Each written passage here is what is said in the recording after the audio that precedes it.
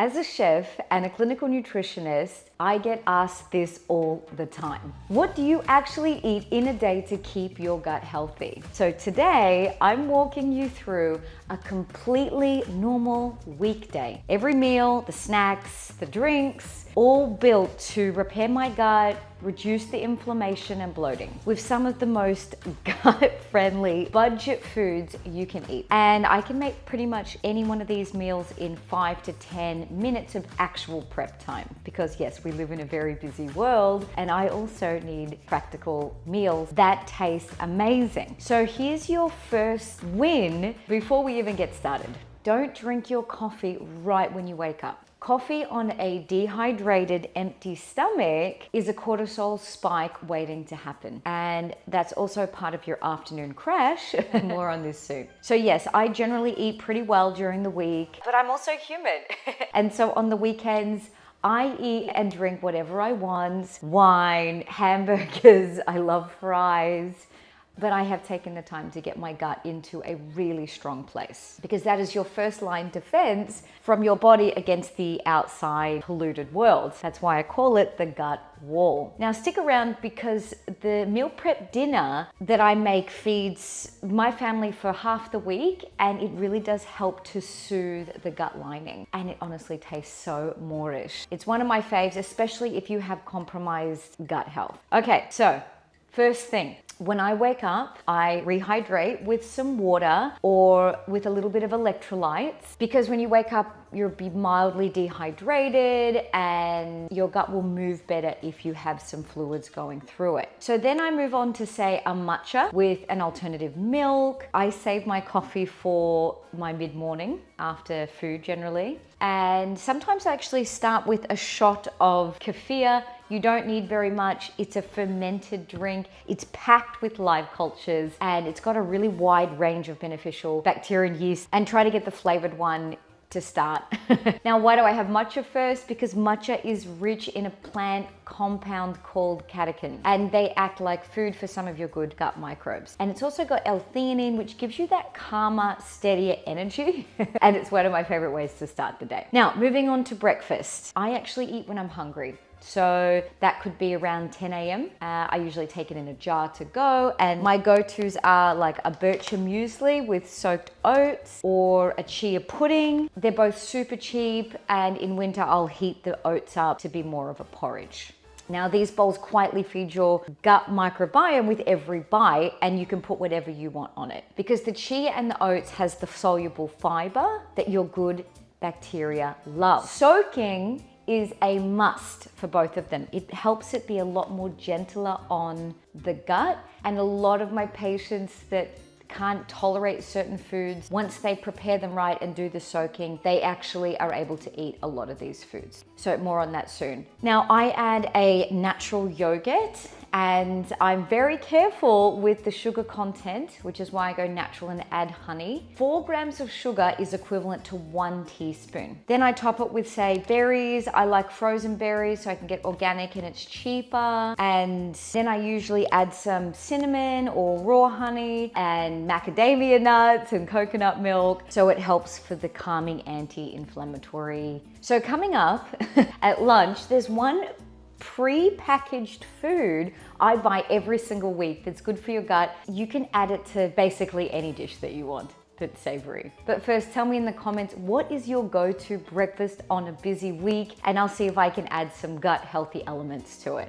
Right, so lunch is a delicious multicolored wrap or bowl for your microbiome mates. It takes me less than 5 minutes and I can feed my whole family with it. And I just switch up the proteins, I change the dips or the sauces, and then I add my favorite ingredient, which is this pre-packaged coleslaw. This is my weekly must. It has the gut boosting goodness. The red cabbage has the fiber and the red pigment that actually feed the butyrate producing species, and that short chain fatty acid is what fuels and strengthens your gut lining. Now the raw carrot acts a bit like a broom in your colon, and the spring onion in there it has inulin, which feeds bifidobacteria. This is actually one of the species women tend to lose if they're bloated and tired. Now I try to add a fermented food, so Maybe it's sauerkraut or a spoon of tzatziki or something. These are nature's probiotic foods. And then I wrap it up or I put it on a bowl of rice. Let me know in the comments, do you react to any of these foods? The beans or the fermented foods or the onions? Because I see a lot of patients with gut dysbiosis here. All right, let's move on to the afternoon snack. Now, this is where most people will reach for something that spikes the blood sugar and then crashes them. So I'll go for a good cracker. Yeah, and I like thin crisp. My family's from Finland. Or a seeded cracker, and I put some good hummus on it, or pate, a square or two of dark chocolate, and I go for the 70% roughly because anything higher than that has high oxalate, and people with sensitive guts can react. Now, the chickpeas in the hummus are cheap and cheerful, prebiotic foods, and the pate has organ meats. These are some of the most nutrient-dense foods on the planet. They're loaded with B12, they've got the iron, high vitamin A. Your gut lining and energy actually run on these nutrients. Super, super important, it's delicious. And now, if you bloat with beans, it might just be that they need preparing the old-fashioned traditional way. And I put that exact method into a cheat sheet called Prep Like a Pro for the legumes, grains, and nuts. You can grab it below in the description. Now, before I get into my go-to dinner, the one that's an easy throw in and forget for weekly prep, and it soothes the gut lining. If you're liking this video, help me show up every single week by just giving me a like or dropping me a comment. I love reading them, and that one click helps me make these practical gut health videos for busy people who are tired of guessing, like you. Okay, so my dinner. This is one of the meal prep heroes, and almost every ingredient feeds your gut in a different way.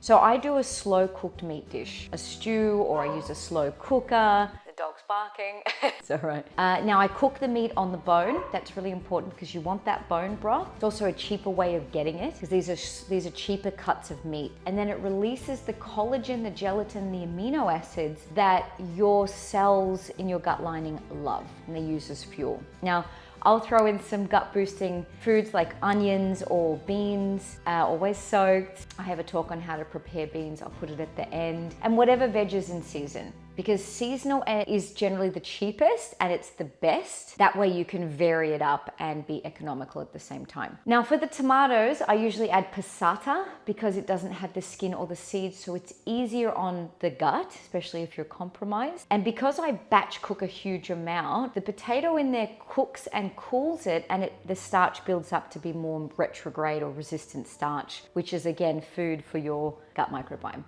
Now, I don't usually eat dessert, to be honest. Sometimes I do have a cheeky glass of wine while I cook or while I eat. I'm not saying it's good for you. I'm just saying I'm a real person. And even as a nutritionist, I don't eat clean all the time. Now, here's the thing. I've spent years getting my gut in a good place. And if you're time poor, you're tired, and you're eating less, and you're reacting more, and you're still not feeling good, just adding a few of these foods probably won't do very much on top of a damaged gut. Sometimes you can even react to these healthy foods, and that problem will get worse, not better. Even fiber or high histamine foods like fermented foods. And that root cause is usually something a bit deeper, and you really need to work on a bit of a gut reset before you rebuild things. Because if that bacteria is out of balance, it doesn't fix itself, and then the symptoms will build. And that's why I built a gut reset and repair protocol. It's a step-by-step clinical roadmap that I use with my private clients, but without the price of the one-on-one consult. So I'll put the links in the description. You can go and check it out if you think that's for you. So that's a full day. Yes, I do vary it up depending on what's in season or what I feel like, and everyone is different. So if you can't handle dairy or gluten, please don't eat it. And remember, this isn't about overhauling your entire life overnight. Just start with 1 or 2, add it to your menu, change it every week or every month for whatever suits you. And if you like this one, you're gonna love my next video on how to prep beans